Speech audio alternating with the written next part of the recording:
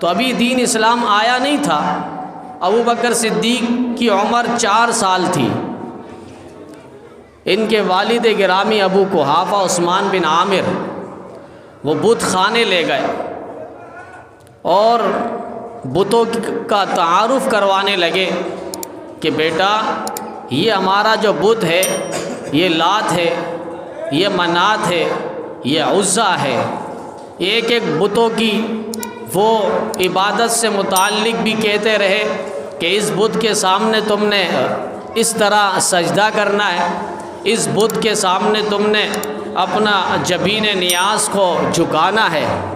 اب وہ 4 سال کا بچہ تھا، جاتے ہوئے اپنے ساتھ پتھر لے گیا تھا۔ والد نے اس کو کہا کہ پتھر بت خانے پہ کیا کرنے لے جا رہا؟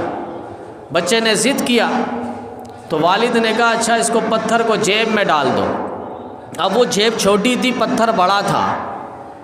بالآخر وہ بچے نے پیچھے اس پتھر کو چھپا کر اندر داخل ہوا۔ یہاں والد گرامی ابو قحافہ عثمان بن عامر وہ عبادت میں لگ گئے بتوں کی۔ یہاں جو بیٹا 4 سال کا ہے اس نے ایک بت کو کہا اے میرے باپ کے خدا تم بنے ہوئے ہو، مجھے کپڑا دو، میرے پاس نئے جوڑے نہیں ہیں۔ نہیں دیا۔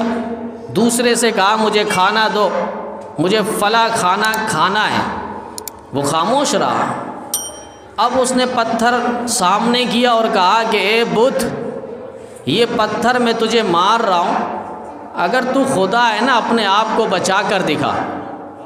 بس یہ کہتے ہی ابو بکر جو 4 سال کی عمر ہے اس نے پتھر رسید کر دیا، اس بت کی ناک ٹوٹ گئی۔ ابو قحافہ بڑبڑاتے ہوئے پیچھے پلٹا، اپنے اس بیٹے کو پکڑا اور کہا کہ بچہ یہ کیا کر رہے ہو؟ زوردار تماچا لگایا، مارتے مارتے گھر لے کر آئے تو ماں ہے، ماں نے فوراً روک لیا، کہا کہ کیا ہوا اس قدر تم زد و کوب کر رہے ہو، مار رہے ہو؟ کہا تمہیں معلوم نہیں آج اس بچے نے کیا کیا؟ عجیب حرکت کی ہے کہ ہمارے بتوں کی ناک توڑ دی، بازو توڑ دیے۔ کہا عجیب حرکتیں کی ہے اس نے۔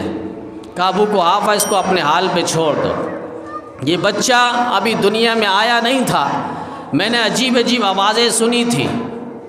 علامہ ابن حجر مکی رحمہ اللہ نے لکھا ہے کہ میں نے یہ آواز سنی ہے، ان کی والدہ کہہ رہی یا امت اللہ ابشری بتحقیقی اسمہ فی السماء صدیقی وبالخاتم النبیین فی الغار رفیقی۔ وہ یہ آواز اور ندا سن رہی ہے، غیبی آواز آ رہی ہے، اے اللہ کی بندی تجھے خوشخبری ہو، بشارت ہو، مبارک ہو، تیرے بطن سے وہ بچہ آنے والا ہے جس کا نام صدیق ہوگا، جہنم سے آزاد عتیق ہوگا، اور پیارے آقا مدنی کریم صلی اللہ علیہ وسلم کا غار میں رفیق ہوگا، نام اس کا ابو بکر صدیق ہوگا۔ کہا ابو بکر کو چھوڑ دو اپنے حال پہ، اے ابو قحافہ اس بچے کو چھوڑ دو، یہ فطرتاً مسلمان ہے، اسلام اس کی طبیعت کے اندر چھایا ہوا ہے۔